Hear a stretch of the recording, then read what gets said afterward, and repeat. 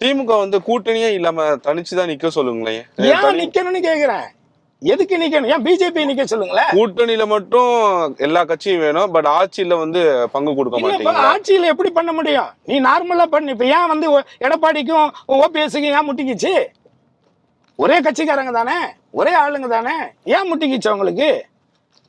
ஏன்னா இவர் ஒன்னு சரியும் பாரு, அவர் வேண்டாம் பாரு, இல்ல அவர் ஒன்னு சரியும் பாரு, இவர் வேண்டாம் பாரு. அப்போ ஒரே கட்சியில ஒரே நிலைமையில ஒரே மாதிரி ஆட்டையை போட்டு உள்ள வந்த உங்களுக்குள்ளே ஒத்து போக முடியலையே. வெளியில எப்படி கூட்டணியில எப்படி சரியா வரும்? அதாவது பிராக்டிக்கலா பார்க்கணும். வெவண்டாவாத்துக்கு பேசக்கூடாது, சும்மா ஏதோ ஒன்று பேசணுமேனு பேசக்கூடாது. ஏன் பிஜேபி நிக்க சொல்லுங்களேன்? பெரிய கட்சி தானே, தேசிய கட்சி. கிட்டத்தட்ட அரசியல் இது நிதி வசூல் பண்ணியே கிட்டத்தட்ட எத்தனை 1000 கோடிகளை ஒரே கட்சி மட்டும் இந்தியாவில் இருக்க எல்லா கம்பெனிக்காரட்டையும் பிடிங்க வச்சிருக்கிறீங்க. தமிழ்நாட்டிலே மார்ட்டின்கிட்டே 1000 கோடிக்கு மேலே வாங்கினதா சொல்றாங்க ரெக்கார்டிகளாவே. அப்படி இருக்கும் பொழுது நீங்க நில்லுங்களே, தனியா நின்று உங்க பலத்தை காட்டுங்களே. அண்ணாமலை, பொய்யாமலை, இது மாதிரி ஆளுங்களெல்லாம் கூப்பிட்டு நடத்துங்களே. ஏன் அதுக்கு நீங்க முன் வர மாட்டேங்கிறீங்க? இன்னொருத்தன் முதுகுல ஏறி பெண்ணே கூட என்ன சொல்றாரு, நைனா நாகேந்திரன் இலையில் ஏறி நாங்க தாமரையை மலர வைப்போம்னு சொல்றாரு. அப்ப இப்பவே ஒத்துக்கிறாரு அவரு, நாங்க உன் நாட்டையே தான் போட போறோம், உன் கட்சியை முழுங்க போறோம்னு சொல்றாருல்ல. இலைமறை காயா கூட சொல்லலையே, நேரடியாவே சொல்றாரு. இதுக்கு என்ன சொல்ல போறாரு எடப்பாடி? எடப்பாடியோட சகாக்கள் என்ன சொல்ல போறாங்க? புரட்சி தலைவர் உருவாக்கி என்ன அந்த ரெட்டை இலை சின்னத்தை போராடி வழக்கறிஞரை போராடி பெற்றுக் கொடுத்த பெருமையை இதே மாயாண்டி தேவருக்கு தான் சேரும். பேசணும், எல்லாத்தையும் தான் பேசணும். திமுக ஒரு கூட்டணியில இருக்கு, அதிமுக ஒரு கூட்டணியில இருக்கு. அங்கிட்டு சீமான் தனிச்சு போட்டிடுறாரு, இங்கிட்டு விஜய் தனிச்சு போட்டியிட போறதா சொல்றாங்க.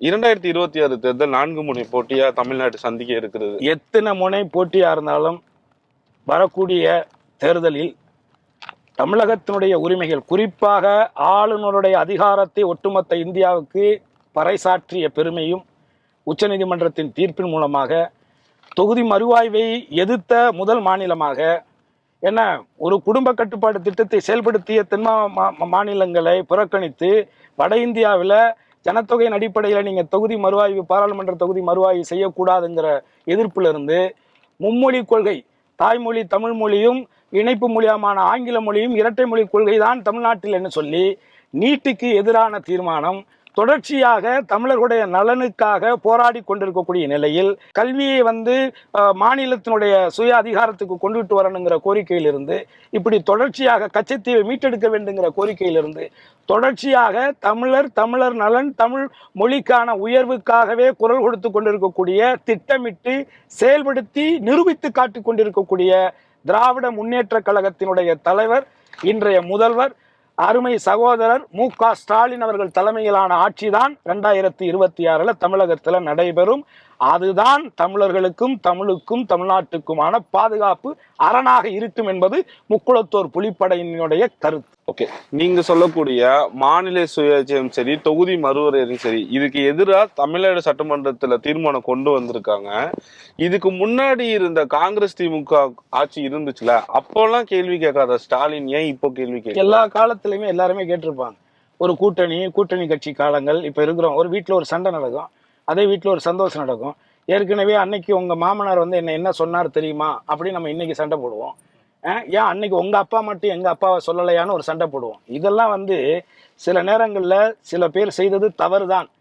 அது யார் செஞ்சிருந்தாலும், அப்படி பார்த்தீங்கன்னா எம்ஜிஆர், புரட்சித் தலைவர் எம்ஜிஆர் அவர்கள் முல்லைவாய்க்கால் பிரச்சனையில செஞ்சது இருக்குல்ல, சில தவறுகள் இருக்குல்ல. இந்திரா காந்தி அம்மையார் வந்து கச்சத்தீவை வந்து ஒரு மசோதா கூட தீர்மானம் செய்யாம கொடுத்தது இருக்குல்ல.